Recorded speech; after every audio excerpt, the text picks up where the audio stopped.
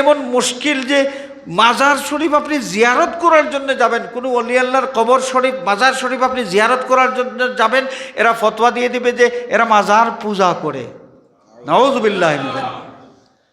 আচ্ছা, জিয়ারত করা এটা হালাল না হারাম? ইসলামের শরীয়ত কি বলেছে? আল্লাহর নবী সাল্লাল্লাহু আলাইহি ওয়াসাল্লাম ইসলামের প্রথম দিকে কবর জিয়ারত নিষেধ করে দিয়েছিলেন। মানুষের মধ্যে এই শিরিক করার মতো কোনো প্রবণতা এখন আর নাই। মানুষ বুঝতে পেরেছে কোনটা শিরিক আর কোনটা তাওহীদ, মানুষ এখন বুঝতে পেরেছে। এখন আর কবর জিয়ারত করলে কোনো অসুবিধা নাই। তো আমরা কি মনে করব? ওলি আল্লাহর কাছে যারা যাইতে দেয় না, ফতোয়াবাজি শুরু করে দেয়, আমরা মনে করব মানবরূপী শয়তান। এরা আমাদেরকে কুমন্ত্রণা দিয়া এই ওলি আল্লাহর কাছ থেকে দূরে রাখার মাধ্যমে আমাদের অন্তরে যেন আল্লাহর মহব্বত পয়দা না হয়, আল্লাহর কথা স্মরণ যেন আমাদের না হয়, এই জন্য তারা এই চক্রান্ত করতেছে। এদেরকে আমাদের পরিচয় করতে হবে। ওলি আল্লাহর কাছে গেলেই যারা বলে পীর পূজা, এদেরকে পরিচয় করতে হবে এবং বুঝতে হবে এরা হচ্ছে মানবরূপী শয়তান। এই শয়তানগুলো আল্লাহর পথে আমাদেরকে চলতে দিতে চায় না। আমরা ওলি আল্লাহর কাছে যাই পূজা করার জন্য, এমনকি এমন মুশকিল যে মাজার শরীফ আপনি জিয়ারত করার জন্য যাবেন, কোনো ওলি আল্লাহর কবর শরীফ মাজার শরীফ আপনি জিয়ারত করার জন্য যাবেন, এরা ফতোয়া দিয়ে দিবে যে এরা মাজার পূজা করে। নাউযুবিল্লাহ। আচ্ছা, জিয়ারত করা এটা হালাল না হারাম? ইসলামের শরীয়ত কি বলেছে? আল্লাহর নবী সাল্লাল্লাহু আলাইহি ওয়াসাল্লাম ইসলামের প্রথম দিকে কবর জিয়ারত নিষেধ করে দিয়েছিলেন। তার একটা কারণ আছে, এই কারণ বলতে গেলে সময় অনেক বেশি লেগে যাবে, আমি ওইদিকে যাব না। কবর জিয়ারত নিষেধ করে দিয়েছিলেন। নবীজি যখন দেখলেন যে কবরের মাধ্যমে যে শিরিক করা, যেটা মানুষের মধ্যে এই শিরিক করার মতো কোনো প্রবণতা এখন আর নাই। মানুষ বুঝতে পেরেছে কোনটা শিরিক আর কোনটা তাওহীদ, মানুষ এখন বুঝতে পেরেছে। এখন আর কবর জিয়ারত করলে কোনো অসুবিধা নাই। আল্লাহর নবী সাল্লাল্লাহু আলাইহি ওয়াসাল্লাম তখনই আগের নিষেধাজ্ঞা এটা রহিত করে দিয়ে নতুন করে আদেশ দিলেন, কুনতু নাহাইতুকুম আন জিয়ারাতিল কুবুর আলা ফাজুরুহা। আমার উম্মতেরা, এক সময় আমি তোমাদেরকে কবর জিয়ারত নিষেধ করে দিয়েছিলাম, এখন তোমরা সতর্কতার সাথে শোনো, মনোযোগ সহকারে শোনো। ফাজুরুহা, নিষেধাজ্ঞা আর নাই, এখন থেকে তোমরা কবর জিয়ারত করতে থাকো। ফাইন্নাহা তুযাক্কিরুল মাউত, কবর জিয়ারত করলে মৃত্যুর কথা স্মরণ হয়। আর মৃত্যুর কথা স্মরণ হলে কি হয় জানেন? মৃত্যুর কথা, মানুষ যখন মৌতের কথা বেশি বেশি স্মরণ করেন, মানুষের একটা বিশেষ ফায়দা হয়। আল্লাহ নবী সাল্লাল্লাহু আলাইহি ওয়াসাল্লাম ইরশাদ ফরমান, ইন্না হাযিহিল কুলুবা তাসদাউ কামা ইয়াসদাউল হাদিদু ইযা আসাবাহুল মা। লোহার মধ্যে পানি লাগলে যেভাবে লোহার মধ্যে মরিচা ধরে যায়, ঠিক তেমনিভাবে মানুষের কলবের মধ্যেও ময়লা পড়ে যায়, ময়লা জমে যায়।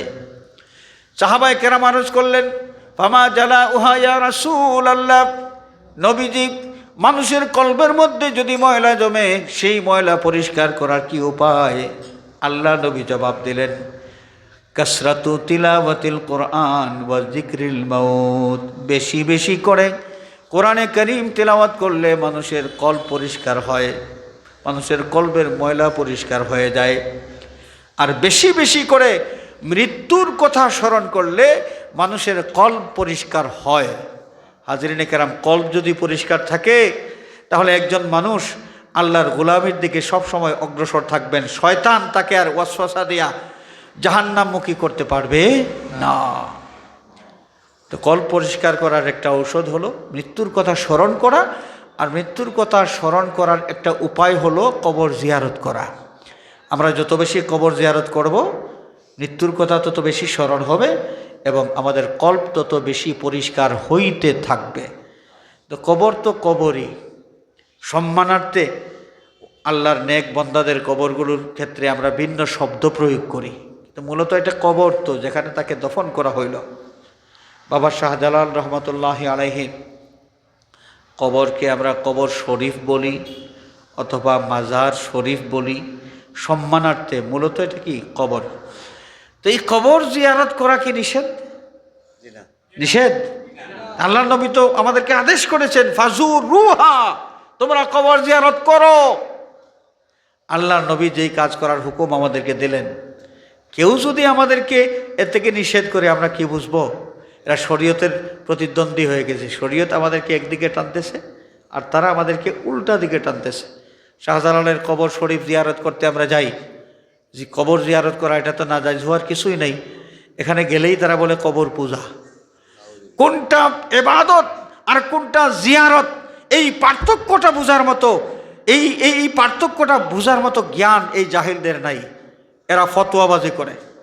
তো হাজিরিনে কেরাম, আমরা মহব্বতের সম্পর্ক স্থাপন করব আল্লাহওয়ালা মানুষ যারা, তাদের সাথে এই মহব্বত আমাদের কাজে দেবে, কাজ দেবে। কিয়ামতের দিন আল্লাহ রাব্বুল আলামিন ডাক দিয়ে বলবেন, আইনাল মুতাহাব্বুনা বিজালালি, আমার বান্দারা তোমরা কে কোথায় আছো যারা দুনিয়ার জীবনে থাকা অবস্থায় আমি আল্লাহকে খুশি করার জন্য একজন আরেকজনকে মহব্বত করেছ? আজকে তোমাদেরকে আমার আরশের ছায়ার নিচে জায়গা দেব, যেই দিন আজকে আমার আরশের ছায়া ছাড়া আর কোনো ছায়া নাই। আল্লাহর ওয়াস্তের মহব্বতের দাম আছে কি নাই? অন্য হাদিস শরীফের মধ্যে এসেছে, আল্লাহর নবী সাল্লাল্লাহু আলাইহি ওয়াসাল্লামের ইরশাদ ফরমান, কিয়ামতের দিন একদল মানুষ নূরের মিম্বরের মধ্যে বসবেন, নূরের মিম্বরের মধ্যে আসন গ্রহণ করবেন। তাদের এই মর্যাদার অবস্থা দেখে আম্বিয়ায়ে কেরাম, শুহাদায়ে কেরাম তারা আশ্চর্যান্বিত হয়ে যাবেন। তারা ভাবতে থাকবেন, এদের কেউই তো নবী না। নবী রাসূল যারা, তারা হিসাব করবেন, এরা কেউই তো নবী না, তাহলে এরা এত বেশি মর্যাদা কেমনে পাইল? শুহাদায়ে কেরাম যারা আল্লাহর রাস্তায় নিজেদের প্রাণ কোরবান করে গিয়েছেন, কিয়ামতের দিন সেই শুহাদায়ে কেরাম নূরের মিম্বরে আসন গ্রহণ করা সেই লোকদের প্রতি তাকাইয়া তারা অবাক হয়ে যাবেন। তারা বলবেন, এই লোকগুলো তো আমাদের দলের না, এরা তো শহীদ নয়, তাহলে এরা এত বেশি মর্যাদা লাভ করলো, তার কারণ কি? আল্লাহর নবী সাল্লাল্লাহু আলাইহি ওয়াসাল্লাম সৌভাগ্যবান, মর্যাদাবান এই মানুষগুলোর পরিচয় দিলেন সাহাবায়ে কেরামের সামনে। নবীজি ইরশাদ ফরমান, দুনিয়ার জীবনে মানুষ আল্লাহ পাককে খুশি করার জন্যে একজন আরেকজনকে মহব্বত করেছে, আল্লাহর ওয়াস্তে মহব্বত ছিল। সেই সমস্ত মানুষগুলোকে আল্লাহ রাব্বুল আলামিন কিয়ামতের দিন সম্মানিত করবেন নূরের আসন দান করার মাধ্যমে। তারা নূরের আসনে আসন গ্রহণ করবেন, তারা এইভাবেই সম্মানিত হবেন। সুবহানাল্লাহ। ওয়াল্লাযীনা আমানু আশাদ্দু হুব্বাল লিল্লাহ, ঈমানদার যারা, তাদের অন্তরের মধ্যে মহব্বতের যে গুণটা আছে, এই মহব্বতের গুণ তারা প্রয়োগ করবেন কোন জায়গায়? আল্লাহকে খুশি করার কাজে, আল্লাহর খুশির কাজে। যেই ক্ষেত্রে এই মহব্বত প্রয়োগ করলে আল্লাহ রাব্বুল আলামিন খুশি হন, আল্লাহর ওয়াস্তে এই মহব্বতকে প্রয়োগ করা, এটা হচ্ছে ঈমানদারের বৈশিষ্ট্য। এবং আমরা যদি ঠিক এইভাবে আমাদের এই মোহ, আমাদের এশক, আমাদের মহব্বত আল্লাহর ওয়াস্তে আমরা এটাকে ব্যবহার করতে পারি, এর ফল আমরা পাবো। আল্লাহর আরশের নিচে আমাদের জায়গা হবে, নূরের আসনে আসন গ্রহণ করার মতো একটা মর্যাদা আমরা আশা করতে পারবো। আল্লাহ রাব্বুল আলামিন আমাদের সকলকে এই বিষয়টা বোঝার এবং সঠিকভাবে এই ব্যাপারে আমাদেরকে পথ চলার তৌফিক দান করুন। সবাই বলি আমিন। ওয়া আখিরু দাওয়ানা আনিল হামদুলিল্লাহি রাব্বিল আলামিন।